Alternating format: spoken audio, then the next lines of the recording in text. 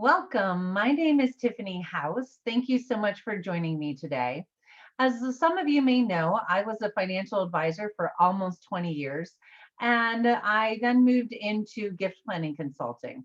Recently, I joined a firm called Thompson and Associates, who is a national organization that specializes in helping nonprofit organizations increase and enhance their relationship with their donors and discussing their estate planning and gifting through plan gifts and estate gifts. So, welcome everyone today. I am so glad that you are able to join us.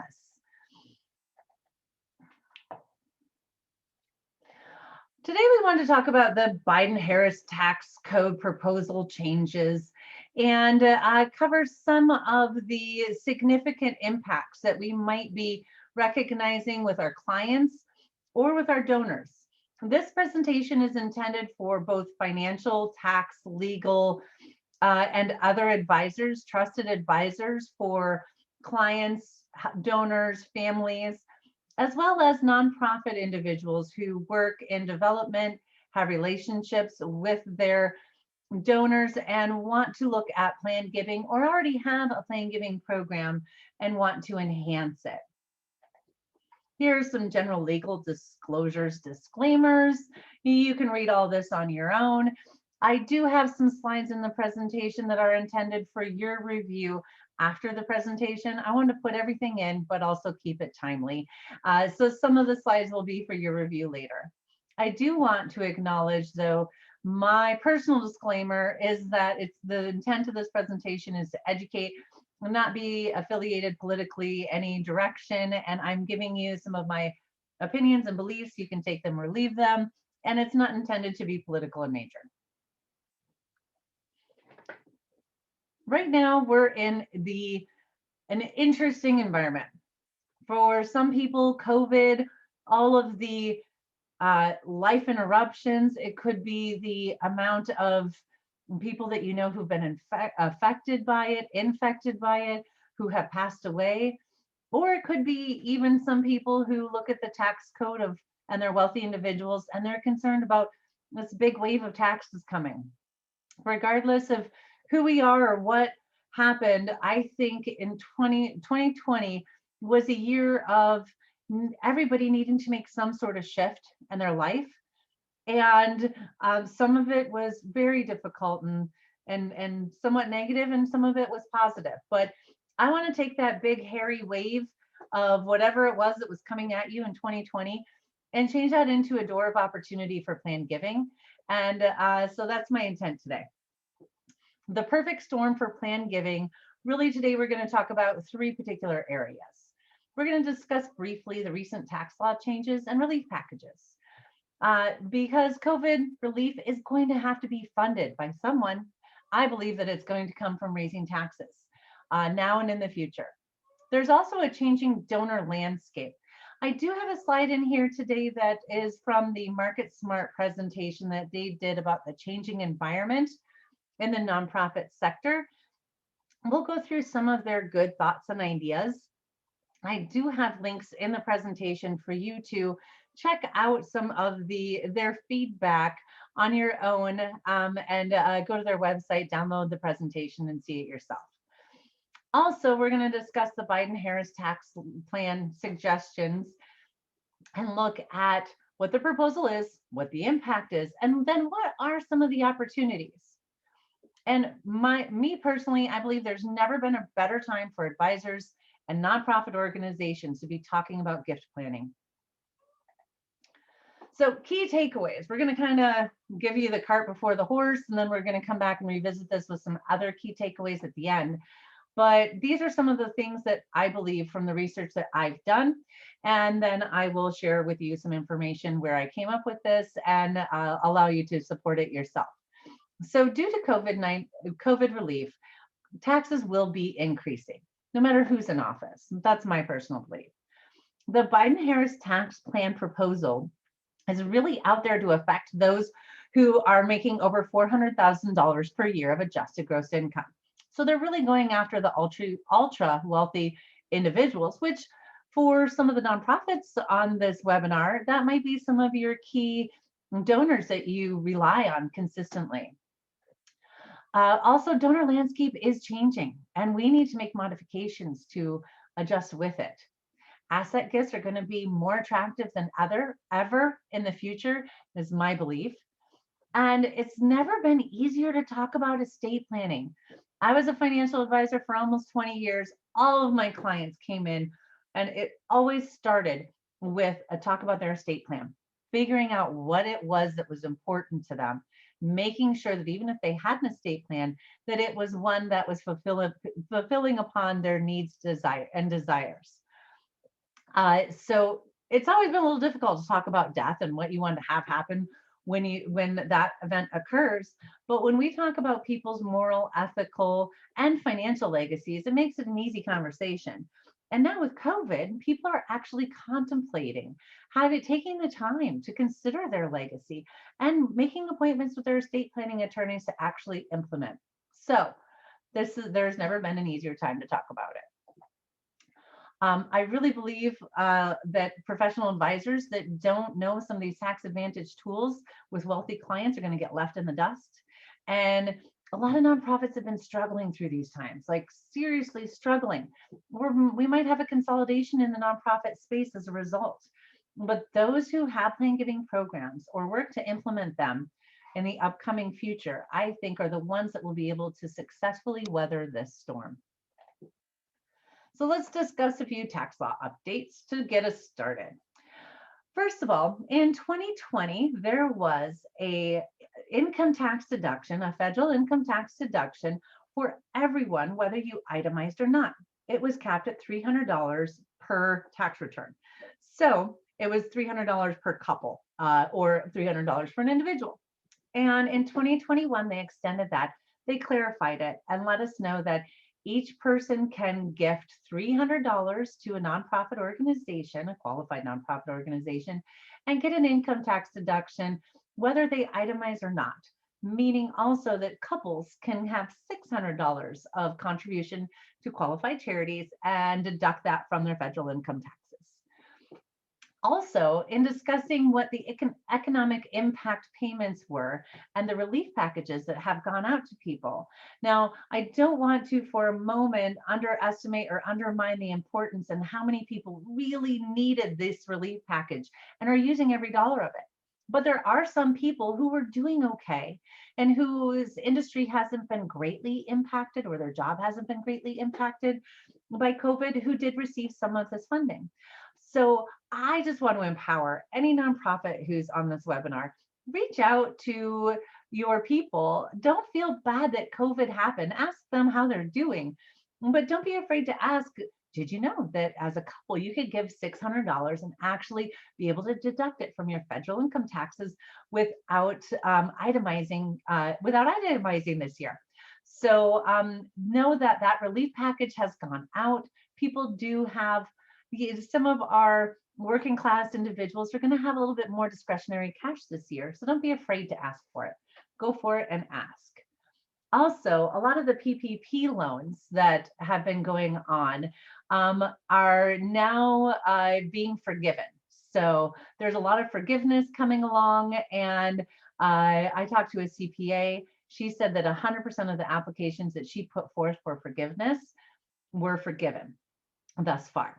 But we do have the second round of PPP coming up, and it actually is now open if you would like to apply. I do know a few nonprofit organizations that did, and they already received their funding. It was a much faster process on the second round of PPP. Here's some of the information if you're interested in that, some details that can help you. But reach out to your accountant, see how things are going. And oh man, I feel bad for those accountants this year with all the PPP and taxes. And oh my goodness, it's a hard year for accountants. So go ahead and buy them a cheese basket or a bottle of wine or something as well too, because they certainly deserve it. One other thing that I think kind of got lost in the shuffle is that there is a provision in the Secure Act that allows people to buy businesses And the SBA loan, the Small Business Association, they won't charge any closing costs. And it started that they would take over the first 6 months of principal and interest payments. And that was reduced last week to be 3 months. So I was talking to my friend Lisa Riley, a business broker. She let me know, if they took it from 6 months to 3 months already, I don't know, it's intended to go until September. She's like, I'm not sure that it'll last all of September. So if you or any of your clients or anyone you know is looking to potentially purchase a business, now would be the time to get right on it and potentially utilize some of those SBA loan benefits. So we're in a total changing landscape. Between COVID, between being comfortable talking about estate planning and some other things. So Market Smart, as I mentioned, did a presentation, and here at the top is a link to it, also on the resource page at the back of this presentation.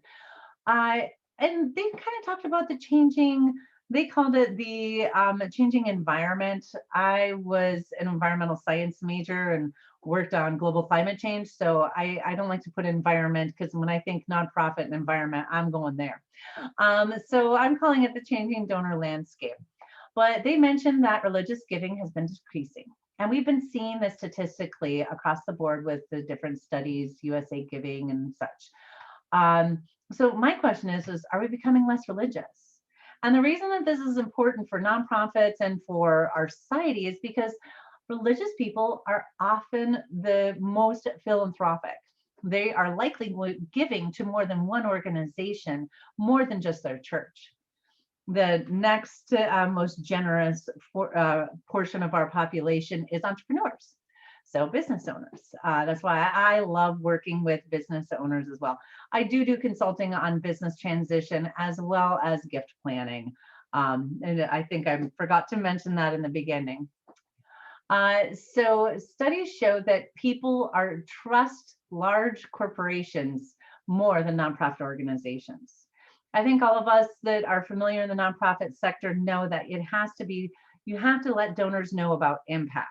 But I think we really need to focus also on trust and how we gain donors' trust and what that might look like. I think Market Smart from the presentation had some ideas on how to change donor experience, how to become a trusted advisor, trusted philanthropic advisor. But I think we need to focus on impact and trust with our donors. Socialistic benefits are talked about more now than they were ever before. And Market Smart suggested that socialistic beliefs provide people with the comfort that the underserved population will be supported by the government, not nonprofits. So that could be a shift in mentality as generations come along and our generations are becoming more socialistic. Our younger generations are becoming more socialistic and what it is that they are going to want to do in philanthropy. This was one of my favorite slides of the presentation. Was they had a graph of Starbucks spending increasing, and then they had a graph of individuals who give decreasing. And I'm just really wondering, is personal interest becoming more important and relevant to people than the impact that they can make and create on other people? I hope not. But it is interesting. And I think it's something, me as a parent of 3 teenagers, something that I want to make sure that I encourage in my kids, the amazing feeling that you feel when you give and you contribute to other people, and make sure that it's not just about feeding number one first. Also, Market Smart shared that studies show that fewer people are giving, but gift size is going up. And they did a poll during their presentation. Quite a few nonprofits agreed with that as well too. So I think that's something we're seeing across the landscape. And then I just want to throw in there personally, I see that the pandemic has encouraged people to comfortably talk about their demise, worry about their estate plan, and think about their legacy. So I think that's also opened up some new opportunities for us. So let's dive into the Biden-Harris tax plan. We're going to get into some of the nitty gritty here. And for those of you who know me, I love talking about taxes. So hopefully I can keep it fun and interesting because I can geek out on it as well too. So estate tax proposals. So first of all, they are talking about decreasing the current estate tax exemption. So estate taxes are on whatever assets are left over at a person's death. That is your estate. Sometimes I know there's state and estate, but we are talking about estate. So currently in 2020, well, we're in 2021 now, but back in 2020, you were able to have a $11.58 million estate tax exemption, meaning that each person, so if you're a couple, you had 23 million of estate tax exemption. So that so what it really means is if your estate was over the $11.58 million, anything over 11.58 would be taxed.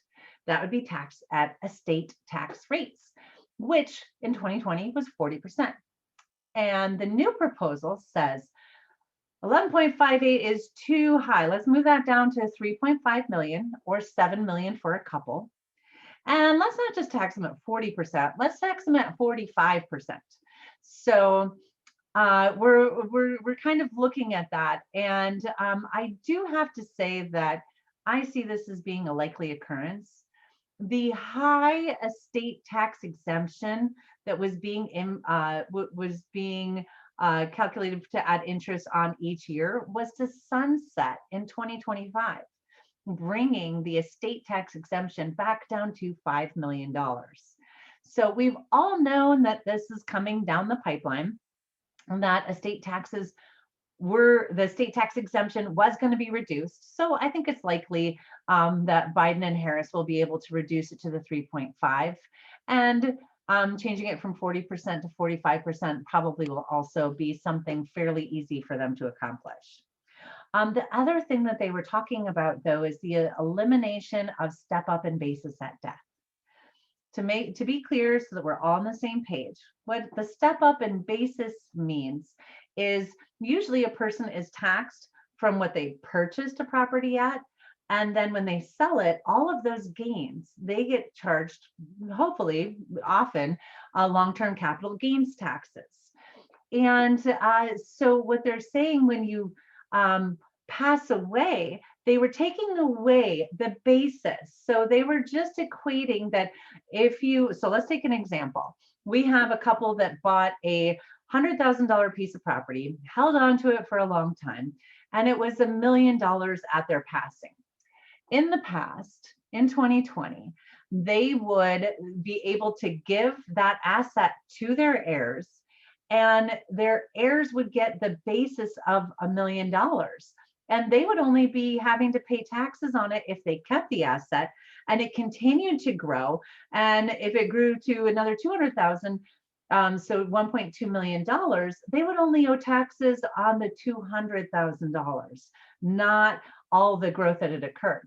So what this is suggesting is if this couple bought the $100,000 property, it was at $1 million when they passed away, the next generation would be responsible for capital gains taxes on anything above the 100,000, which is also known as the basis, up to the million. So they would be responsible for taxes on $900,000 of this property. So let's discuss the impact of both of these proposals. First, with reducing the estate tax exemption, more people are going to have to do more planning. This is going to affect more people. They're going to need to bring in professional advisors to help them accomplish this. And it's going to affect the wealthy most, of course. As far as the elimination of step up and basis, I sincerely hope that this does not happen. I see this as so cumbersome, timely, costly. And when somebody passes away, it's hard enough on the family. The last thing you want to be doing is digging through their tax records from 50 years ago to determine what they might have purchased a piece of property for or something else. I see this as really an opportunity for attorneys to make it rich, I guess, to have to go in and do all this research and find the cost basis of assets that, like my 100-year-old grandma, how heck am I going to know what she paid for something so long ago? I think it's going to add a lot of difficulty to the system. There might be a new industry that comes out of it of finding valuations, but it has been suggested in the past. It has only ever been enacted once, and it only lasted a year. So my hope is that they realize what a burden this would be on family, on our system, the length that it takes to settle in the state, and most of all, on the family who's dealing with a very dealing with stuff in a very difficult time at the passing of their loved one. So let's discuss the opportunities. So the opportunities for both of these strategies is that advisors and charities both can add value to their clients and donors. Being educated, being knowledgeable, being supportive, and talking about their charitable intent can be very valuable. As donors go to their estate planning attorneys to do this kind of planning, if nonprofits aren't talking to their donors about potential gifting to their nonprofit, they can be missing the boat. Now's the time when people are doing planning. Well, how much harder is it for the attorney to throw in their philanthropic plan with the rest of their plan? So we really need to be talking to clients and donors about their philanthropic intent. Some of the tools that we can utilize to help us offset estate taxes would be, I think we'll see more lifetime gifting. Now, this means lifetime gifting to charities and to family members. I think there will be a lot of trust planning that can be done. People can give their unified or their estate tax exemption, also known as the unified tax exemption. They can gift that during life.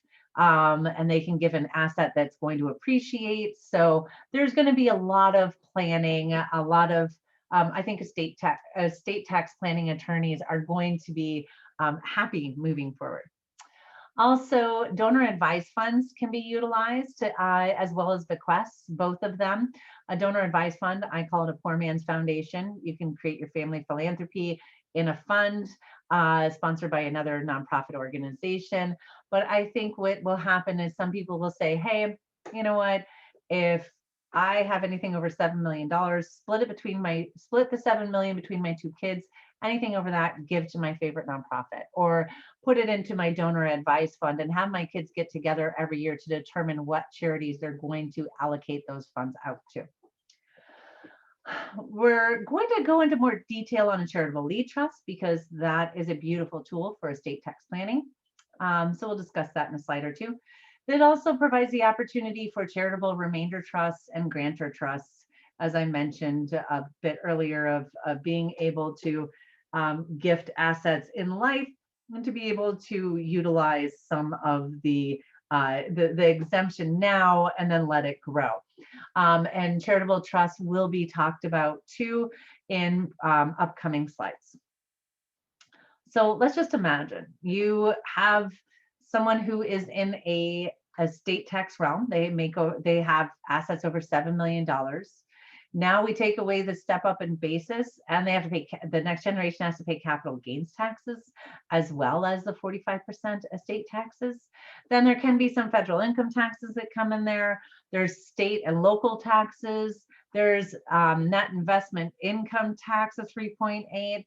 There's depreciation recapture. How much of someone's estate might end up going to the government?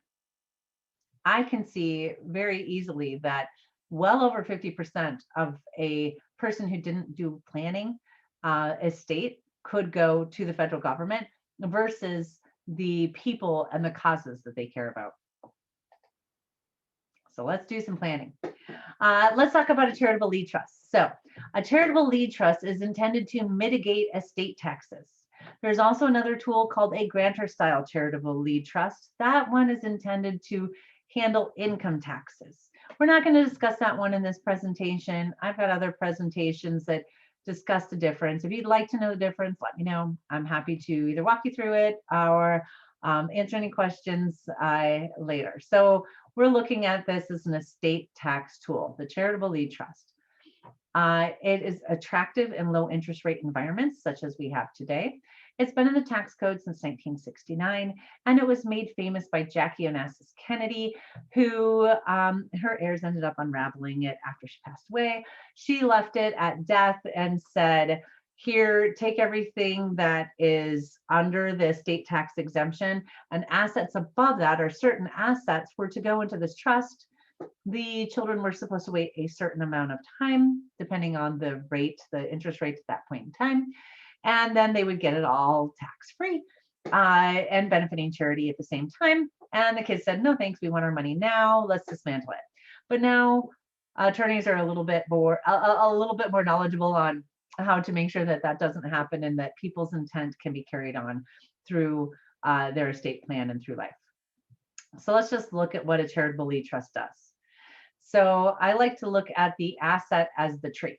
It's a tree, it's growing, it's thriving, you're fertilizing it, doing whatever you need to do, and the apples are the income.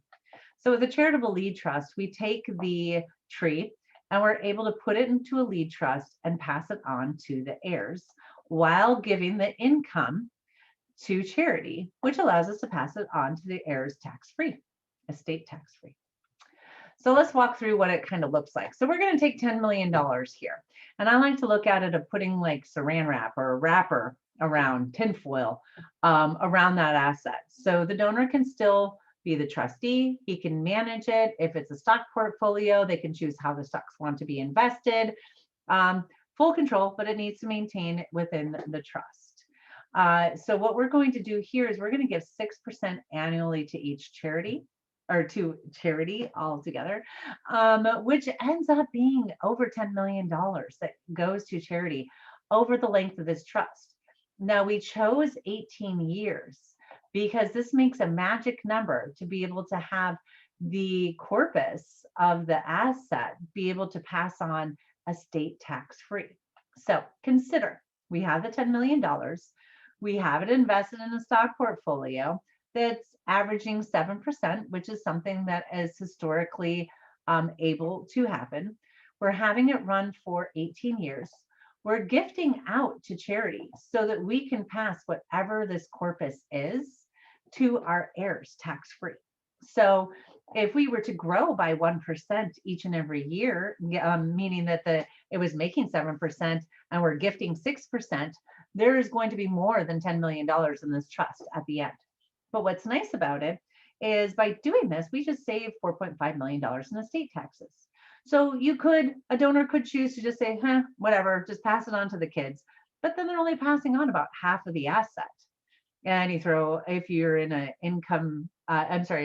estate tax state, there's some states have estate taxes, and there's other taxes that could come upon this asset. So you can give them half now, or you can make them wait 18 years, give them the whole asset plus or minus any growth, and then put that into a dynasty trust, have that go out to any of the heirs, however you want that to happen, more percentage for first generation, second, whatever, however that works.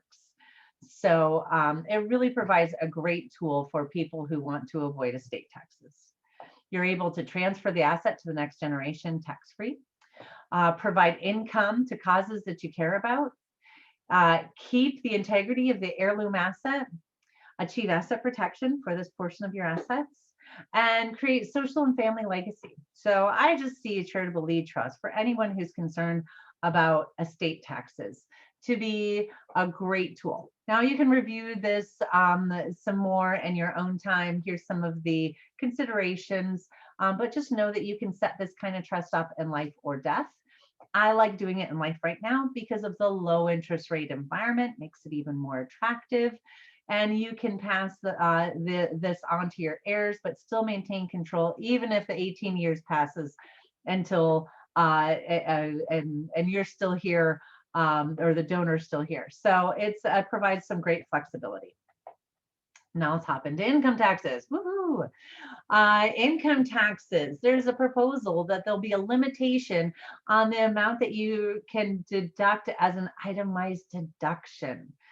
So this hits, again, those people over $400,000. You'll see that a lot in the theme of Biden-Harris. $400,000 is kind of their start point. And I'm going to go ahead and talk about the impact of this real quick, just so that you can understand it in real number terms. So if a donor is making over $400,000 and they gift $100,000 that year, in 2020, with a 37% tax bracket as the highest tax bracket, which it might be 39.6 in the future, they would get a $37,000 tax savings, but from that $100,000 gift. Now, if this limitation on itemized deduction occurs, they would make that same $100,000 gift, but only get a $28,000 tax savings. So it could be significant. However, we'll talk about opportunities here in a moment. Now, the second proposal is the top marginal tax rate. It proposed to increase 2.6% up to 39.6% from 37.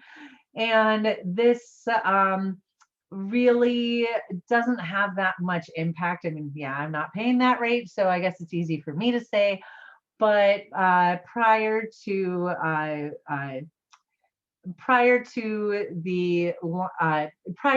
2017, it was at 39.6. So we did have it as 39.6% in 2017. Also, I did some research on the historic rates. And when you look from 1932 to 1986, the top rates were 50% or higher, which I was kind of amazed by. So and sometimes I saw it even up to like 94% one year, kind of crazy. So I think bringing it back to the pre-Trump levels of 39.6 is something that a lot of people have been expecting. So opportunities around this. So I think there's an opportunity for bunching gifts. Now I've got my crystal ball, believe me or don't, whatever you like. But I did a little research on what it looks like to retroactively change tax code. So a lot of talk in the industry has been, if they make these tax plan changes in the tax code, will they take it back and have it be retroactive for the entire 2021 year?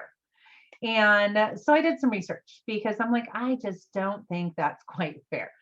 And with over the last 25 years, all of the retroactive tax changes have been for decreases in taxes.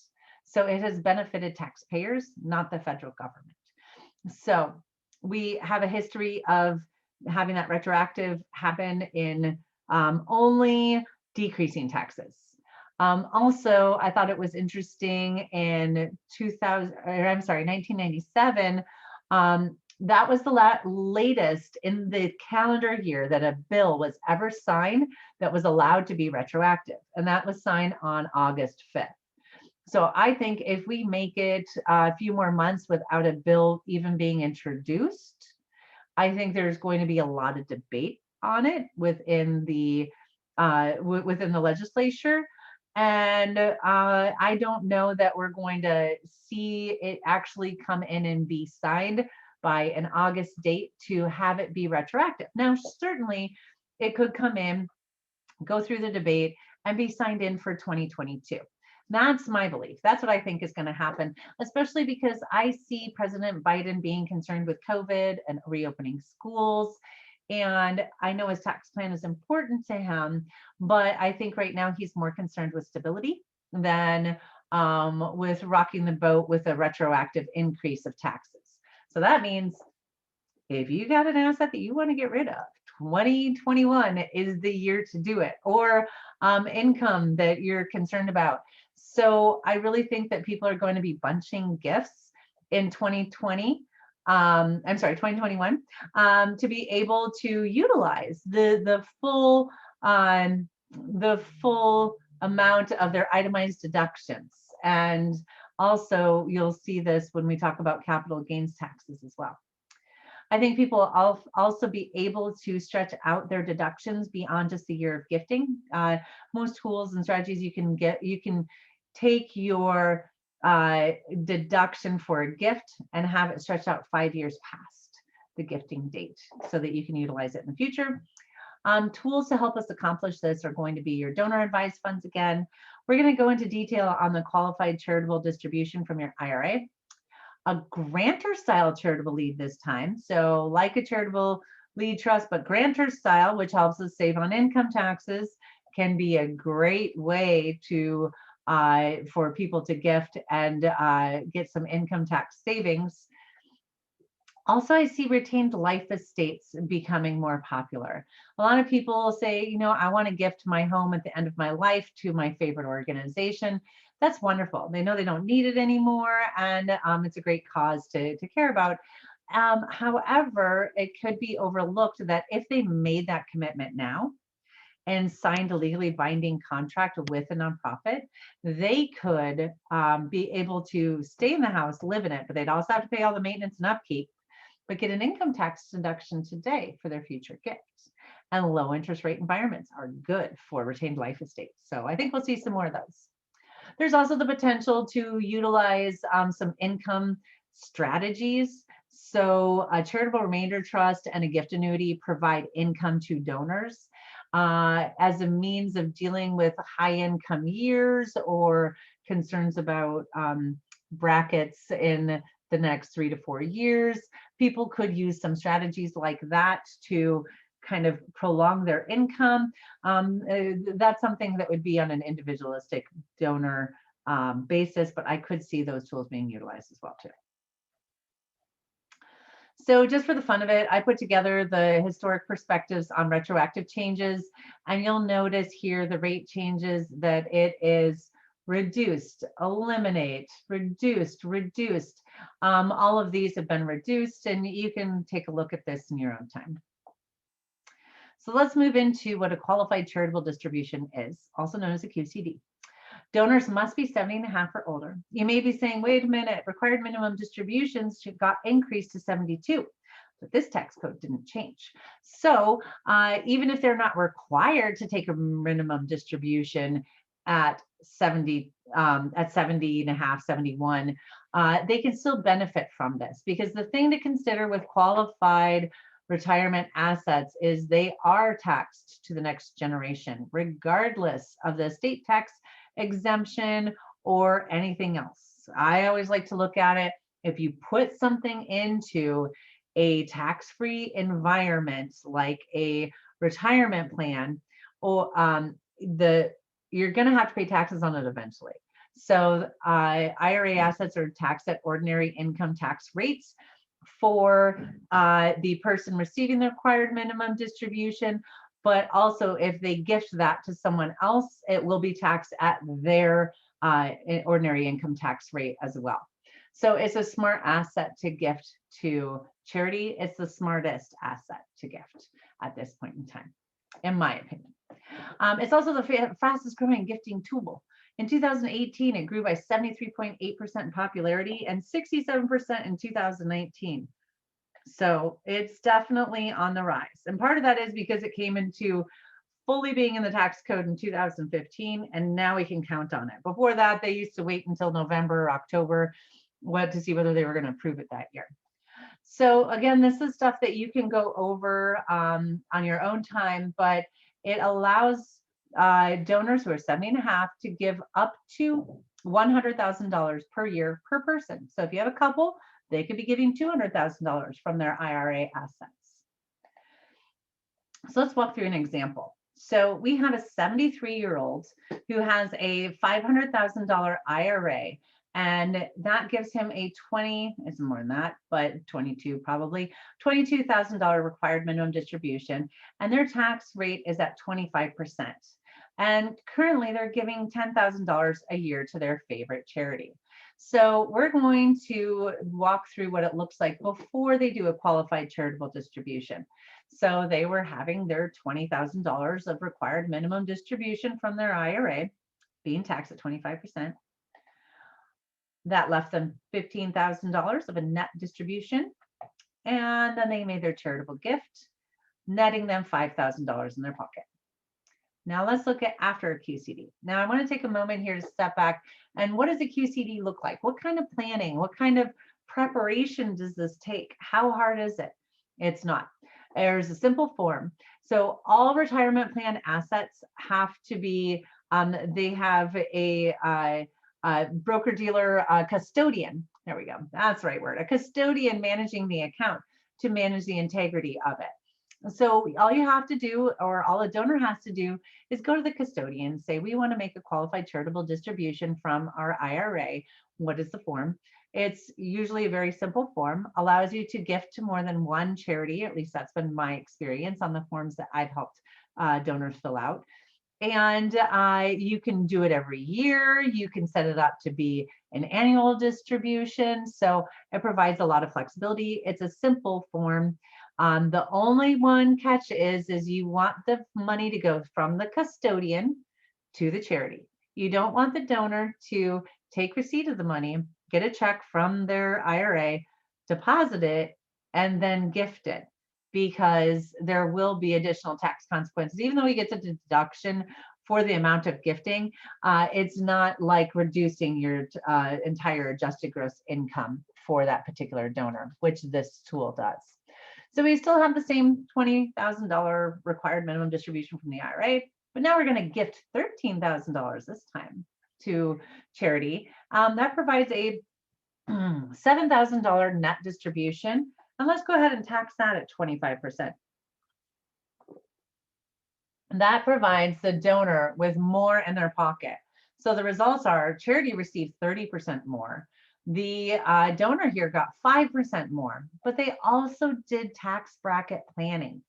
When you increase, when your adjusted gross income increases, you are often, that can allow a donor to be taxed then on their Social Security benefits and their Medicare benefits. So I run into a ton of donors that say, I don't really need my RMD. I have my retirement taken care of. It puts me into a higher tax realm. I don't want that. What can I do? This is the perfect tool for that. And that's why it's gaining in so much popularity. So here's kind of your 101 of how these work. Feel free to review this. I will state, though, that it does have to come from an actual IRA, even though some of the retirement assets might be in a different type of an account, but often those other retirement assets can be rolled over into an IRA. My most recent research said that it needed to be in an IRA for 2 years. I'm not quite certain how that's looked upon, how it's researched, or what have you, or even why that's the case there, but just be thoughtful of that as you move forward. Okay, now it's time for capital gains taxes, my favorite, because I get to talk about charitable remainder trusts and real estate. Okay, so the proposal is that they increase, almost double the capital gains tax rate for those who have adjusted gross income over $1 million this time. Most of the proposed changes have affected people over $400,000. This one's over $1 million. But when you look at somebody who wants to sell their business or has some highly appreciated property, you want to, it's easy to get over that $1 million threshold for the year that you're selling that asset. Also, as we mentioned in the estate tax section, they're looking to eliminate the step up in basis as at death, which is very concerning for me. I don't think that's a smart choice, just for the simplicity of estate planning, probate, and dealing with the difficulty of losing a loved one. So let's look at the impact. So the impact for increasing the capital gains rate by almost double to 39.6%, which is the ordinary income tax rate that is proposed. So now a lot of people have invested in property, businesses, and such as a way to grow wealth, right? Because it's taxed less. Capital gains taxes have always been taxed less than ordinary income tax, because American capitalist theory has said we want people to invest. We want them to put their money into things that is going to grow, so we'll tax them less for them doing that. The other thing to consider is there's a lot of other taxes other than capital gains. And I'm going to walk through in the next slide what capital gains taxes actually look like in 2020 and potentially in 2021. But I think it's more like 2022 that we'll see that, as I mentioned earlier in my crystal ball. Also, the impact of the elimination of estate tax, or I'm sorry, the elimination of step up and basis at death will cause a lot of people with large estates to really have to do some planning, because they could get hit with estate taxes and capital gain taxes and depreciation, just above and beyond. That's very concerning for me. So now let's look at some of the opportunities. Oh, it's always whenever I click on the slide, my apologies. So utilized lifetime gifting to family, I think is going to become very popular. If you look at transitioning a business and you're going to have to pay estate taxes and capital gain taxes, what's left to actually run the business? So I think that there's a lot of planning that can be done there. Attorneys, estate attorneys and tax attorneys are going to be liking it. Some of the tools that can help is the charitable remainder trust, which we're going to talk about. Also, we're going to talk about hybrid bargain sales, or bargain sales, which are really split interest, meaning that the charity gets a benefit as well as the donor gets a benefit. Again, donor advised funds pop up all over the place here. Family or private foundations also can be utilized. And there's a tool called the charitable stock bailout. I don't recommend it very often. It's a special tool that needs a very special situation and a special nonprofit to be able to manage it. But that is an opportunity. And then I included some other opportunities that are not charitable in intent, like a 1031 exchange. People could use the opportunity zones and the tax advantages of those to offset some of their capital gains taxes. There's deferred sales trusts that can kick that tax can down the road, and maybe wait and hope for lower tax environments in the future. And then I think, my crystal ball, we're going to see a lot of ESOP transaction, employee stock ownership programs for business sales.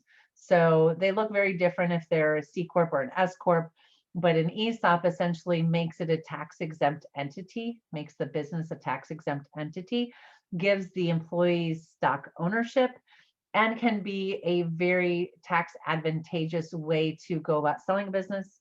Know that it's very expensive and very time consuming. So you need a plan for a year of planning for the ESOP. You know, there are certain regulations you need to have it done in advance of the sale. So know that it could be a plan to accomplish 3 to 5 years out. So let's just look at what capital gains tax looked like in 2020. For those who had adjusted gross incomes of $469,000, they were subject to 20% capital gains tax, 3.8% net investment income tax. Sometimes I call it Medicare tax because that's what it was intended to do. 4.5% Arizona state tax. That sometimes goes up to 5%. And in some of my calculations, I round up to 5% to let you know. In some of these slides, actually in a future slide, I do round up to 5%. And that makes 28.3% total tax. Now there's a possibility of adding depreciation recapture if somebody was smart and depreciated assets from their balance sheet when they were paying taxes each year. They're going to have to recapture that tax and pay it at either ordinary income tax rates, but it gets capped at 25%. Also, the little asterisk here, so let's look at Prop 208. That could increase to Arizona's tax liability by 3.5% for high income earners, making this 28.3%, actually 32.8%. Now, this is going through the court system at the moment because it was a proposition, and there are people saying that this type of tax plan or code cannot go through those channels. We'll see how they do with that legislation. But let's look now at 2021. If the proposals were to come about, I probably should have put 2022 on here because that's what I think. But if somebody has now an adjusted gross income of $1 million, the capital, they're going to have 39.6% long-term capital gains tax. That's almost double what it was prior, making a total of 47.9. Now let's add back in that 3.5. That makes us over 50%, 51.4% in capital gains tax. So let's look at a charitable remainder trust as a solution. So charitable remainder trusts, one of my favorite tools. I've participated in over 30 of them. I think it's fabulous. They are designed to help with capital gains tax, but they also provide an income tax deduction, save net investment income tax, save state income tax, depreciation recapture, and can even help with estate tax realm issues. They've been in the code as just like charitable trusts since '69, and they were made famous by Jim Cramer from Mad Money. He always talks about what's in his portfolio and what that he's invested from his charitable remainder trust. We're going to take a look at the sale of a $2 million business with a charitable remainder trust. So we're going to take this $2 million business and just kind of split it. We're going to put half of it, $1 million, and we're going to go ahead and put it inside a charitable remainder trust. It's a document that the attorney puts together, and then you just title that portion of the asset into the trust. The other half of the asset, we're going to have an outright sale on that at the end. So now we've got half of it in the charitable remainder trust. We paid zero in taxes in that, and that really caused us to have a $288,000 capital gain tax savings. This is where I rounded Arizona State up to 5% over 4.5%. So we've got $288,000 of tax savings. And because after death second, we're going to give whatever's left over in this trust that we don't need anymore to charity or the donor's donor advised fund, we're able to get an income tax deduction today of $275,000. This is run on 265-year-olds. But also they're able to take income for life. That's $60,000 a year at 6% of this trust, over $2 million over their lifetime. But they have kids. Their kids don't want to be disinherited. So we bought these people some life insurance. So we took $300,000 out of the lifetime income to buy $1 million life insurance policy, leaving them with a $1.7 million net income for life. The kids end up getting the full $1 million from the life insurance policy, which is life insurance can be a great way to transfer assets to other generations. And let's take a look at this income tax deduction, this $275,000.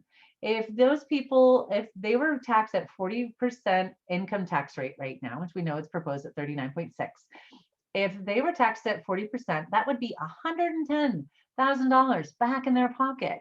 So when we add up the 288,000 plus the 110, that's 398, almost $400,000 of tax savings. Now, that means these people have $400,000 more of money to work for them in their future. Also to mention, a charitable remainder trust is a tax-free compounding environment. Yes, the income does get taxed, but the growth inside of the trust is not.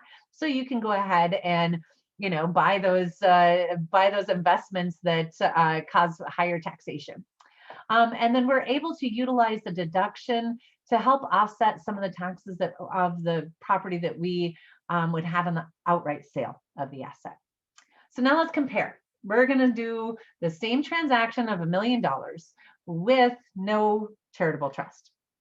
We have our $1 million asset. We pay our $288,000 capital gains tax.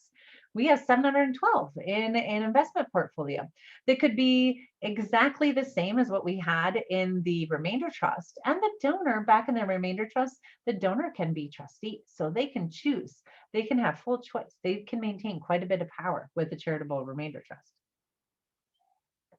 So 712,000, let's take a 6% distribution off of that each year. That's only $42,000 with a lifetime income benefit of $1.25 million. The kids are going to get less because there's less here after we paid taxes.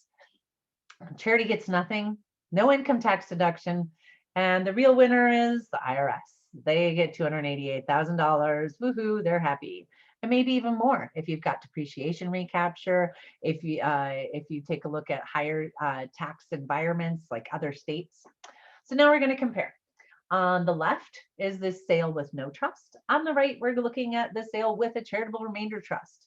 You will see that the lifetime income has gone from, without the trust, 1.25 million up to 1.7, even after we paid life insurance premiums. The inheritance for the kids went up by $150,000. Charity didn't get anything without utilization of a trust, but here, charity or their donor advised fund could receive $1.3 million at the time of their passing. Income tax savings with no trust, there's no savings. When we look at our income tax savings of $110,000 that we had calculated at the 40% tax bracket, and we grew that at 7% for 30 years, that's like $880,000, or we'll just round down to $800,000. Add all this up, the benefit, the financial benefit from using a charitable remainder trust is $4.1 million. And without using the trust, it was only $2.1 million. And that's a $2 million difference. Okay. So I've had some people, especially those that aren't charitable, come to me and say, well, yeah, but look at charity got 1.3 million. I'm more interested in my family. And I tell them, well, wait a minute, look at, you took $1 million asset and you just created a $700,000 gain on that asset, and you're able to benefit charity. Who wouldn't want to do that? So I think these are very golden tools that can be utilized, especially in high capital gains tax environments, for the sale of assets that have appreciated. So you're able to retain, disinherit the IRS, save taxes, and create a legacy. Here's some information on the tax advantages, and just wanted to go through suitable assets. It's really anything that's appreciated. Any appreciated property, we don't want to have it have debt. However, there are some institutions out there that can handle some property that does have debt on it, like a mortgage. It would have to be a special circumstance and taken case by case. And I've come up with some pretty creative ways to get rid of some of the debt before we were able to use the charitable remainder trust as well too in the past. So it doesn't mean that it can't be done. It's just additional planning will need to happen. So let's talk about a hybrid sale or bargain sale. Bargain sales have been in the tax code since 1917. Pretty crazy.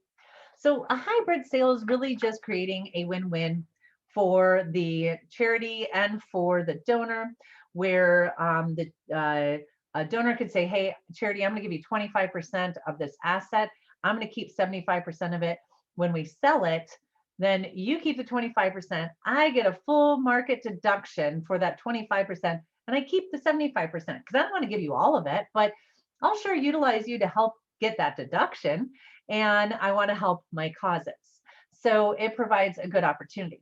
Now, what a bargain sale does is pretty much the same thing, but for assets that are harder to split. Now, you could, if you had real estate or something like that, that's hard to say, hey, take 25% of, you could put it in an LLC and then split the interest and la da da da da. That's doable, but a bargain sale could be more simplistic as well. So the donor sells the asset to the charity for less than the fair market value.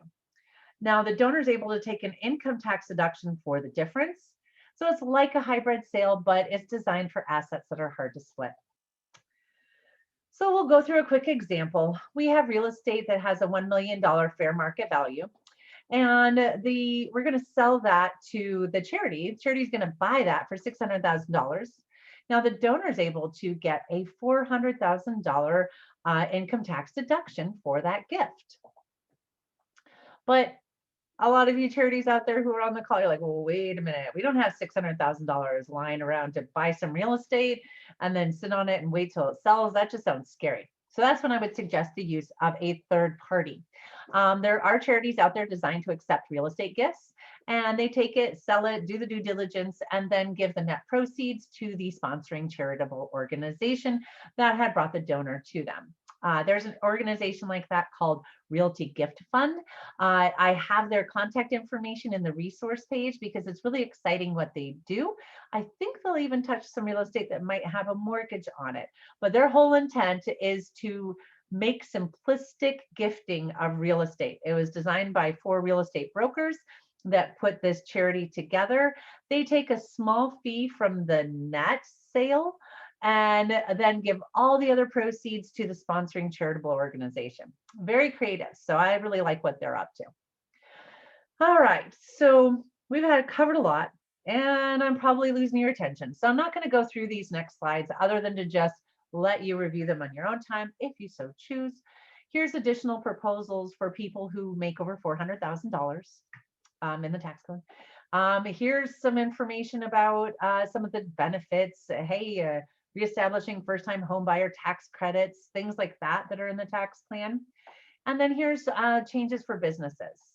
And you can all see more information here at this link or on my resource page. So let's go into the key takeaways. We'll revisit the ones in the beginning of the presentation. So because of COVID, I believe there will be an increase in taxes regardless of who's in office. Biden, Harris, their tax plan is designed to really tax more the people who make over $400,000. We are in a changing donor landscape, and assets have never been more attractive to gift.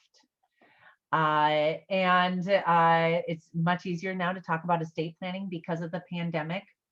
And professional advisors need to be educated on this, and nonprofits need to include gift planning within their structure. Some expanded key takeaways. Remember, the working class has that maybe potentially a little extra cash right now, and everybody can have that $300,000 federal income tax deduction, whether they itemize or not.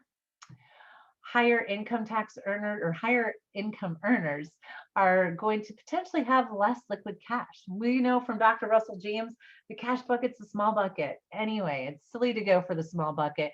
When people feel wealthy around assets, they have more of them, and now they're even more tax burdened. Well, the perfect storm for asking for asset gifts. I really think that the estate tax exemption will be reduced. That could potentially happen this year, as well as the income tax highest bracket going from 37 to 39.6. I don't think either of those will get too much of a pushback. Could happen in 2021. The others, I think, are going to be effective in 2022. Higher capital gains and potential step up in basis. Really, again, asset gifts are going to be key moving forward. And the qualified charitable distribution from your IRA is great for advisors to suggest to their clients and great for charities to talk to their donors about. My husband's a financial advisor. His name is Darren Shabesta, and he empowered one of his clients who didn't think she had enough money, but wasn't needing all of her RMDs. He made sure that her long-term care costs were covered under some separate vehicles, showed her how much money that she had enough, and suggested her doing QCDs. She started it. Now she's unstoppable. She's giving every year and increasing her giving. And it is so fun to watch her and the philanthropists that came out of it. So the perfect storm for plan giving, we have a wide open door down here. I know sometimes it feels like that big wave of COVID, the world, what have you, is upon us. Well, let's just walk through the door and see the light on the other side. I truly believe that that door is accessible for everybody.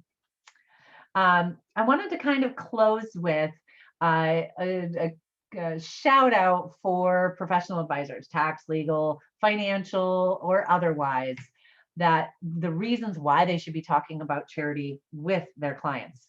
So first of all, it's an opportunity for them to connect with their clients at a deeper level. Also, it allows them to retain their clients. Their clients are going to be more loyal to them, less likely to switch advisors or to get frustrated for no real reason. Also, it provides the opportunity for referrals. When you connect with your clients on a basis that's important to them and close to the heart, like charity, you're going to be able to talk to them about anything, and they're much more likely to be able to bring you up at a cocktail party or out with dinner with friends. It'll be much less intimidating to talk about how their advisor helped them with their philanthropy than their actual financial situation. And hey, you need to go talk to this person. Also, it allows the opportunity to get to know the next generation. Clients don't want to talk about their finances with their kids. That was my experience as a financial advisor. They don't want to have anything to do with it. But they will talk about their philanthropy with their kids. So it provides an opportunity to create connections with future generations. And for financial advisors particularly, it's an opportunity to get more assets under management. Some of these tools actually take assets that you wouldn't have had any exposure to from your client into vehicles that now you can invest for them and be able to get more assets under management. And the more your donors trust you, like we were talking about, or I should say clients trust you, we were talking about donors earlier trusting their nonprofits. The more they trust you, the more they're going to allow you to have full access to their whole financial life and become their comprehensive and trusted advisor. So I hope that all advisors talk to their clients about uh, tax advantage planning, gift planning, and charity particularly. So I'm going to close with my cheat sheet. Well, I think I just already told you I was going to close, but I have this little cheat sheet here that talks about the different types of plan giving tools and a little bit about how they work. I like the gold on this side. On the left, I have the different strategies. On the top, I talk about the different donor benefits and then check or mark those that apply for those benefits with some notes for the charities on the right. So like if a donor comes in and has a particular situation, you can come, or a client comes in, you can come and look and say, oh, you know what, they're really concerned about capital gains taxes. What different strategies can I use to help them with that strategy? So that's just a freebie for you. Here's my resources that I provided. And just want to close with thank you for joining me. I love being a consultant and helping people make great decisions with their estate plan through value-based estate planning. I enjoy consulting around plan giving programs, but I also act in my other capacity as a family concierge and really helping families with difficult situations, whether it's through a business sale or transition, planning their philanthropy, doing their value-based estate planning, or if they have a tax issue. So know that I am a very philanthropic person myself. My husband and I have 10% of our estate going to nonprofits already, and we are educating our kids through a donor advised fund and allowing them to pick out nonprofits. And I want to share this knowledge. So reach out to me if you have any questions. Always happy to answer. Thank you so much for your time, and I hope you have a wonderful day.